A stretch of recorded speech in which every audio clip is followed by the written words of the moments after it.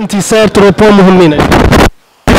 لا دولور سيرت مهمين برشا، خاصة انه كانت لابد ان نعملوا ردة فعل، سيرتو هزيمة مع جابس وتعادل في الديربي، لابد ان اليوم كنا نفوز. زيد على ذلك الشونجمون اللي وقع نتاع التكنيك الدخله نتاعي مورالمون لابد ان كنا نفوز. فزنا دون لا دولور، هذا يعطي شخصيه للملاعبيه، يقرب اكثر الملاعبيه لبعضهم، يعطي اكثر ثقه للملاعبيه، ويعطينا سيرتو اللي هو مهم برشا، يعطينا 3 بوان باش نكونسوليد المرتبه الاولى نتاعنا.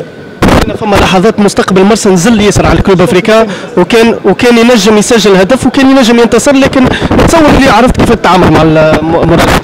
شوف فما مفاتيح لاعب في الافريقي خاصة على المستوى الفردي اللي هي كانت اليوم ممسوسة شوية، معناتها وقت نتكلموا على لوم اون فورم في الكلوب افريكان نقولوا كادير باغ اكزومبل.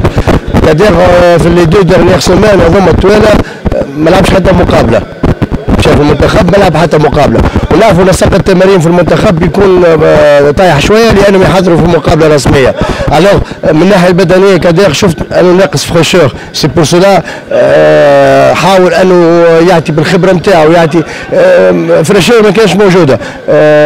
اسامه متحرر الا في الربع ساعه الاخير على مستوى الامداد الهجومي اللي هي القوه نتاعو، مفتاح لاعب في النادي الافريقي اسامه الحدادي على مستوى المعارضه الهجوميه. هذوما ضروا على مستوى ليكيب ناسيونال، معناتها مش معناتها راهو كوندان ليكيب ناسيونال، ما حبيت نفسر، لكن انا اللي شفته خاصه على مستوى وسط الميدان الدخله نتاعنا دوزيام ميتون وي اون اراتي لونتام نتاع دوزيام ميتون.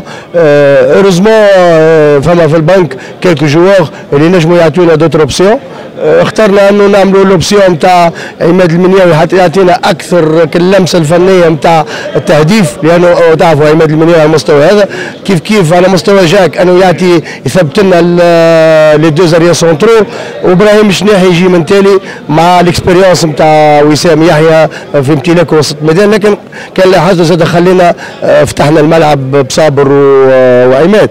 الوغ وي لو فات انك تطيح في مشاكل اللعب وتلقى الحلول وتفوز سي ديجا بيان.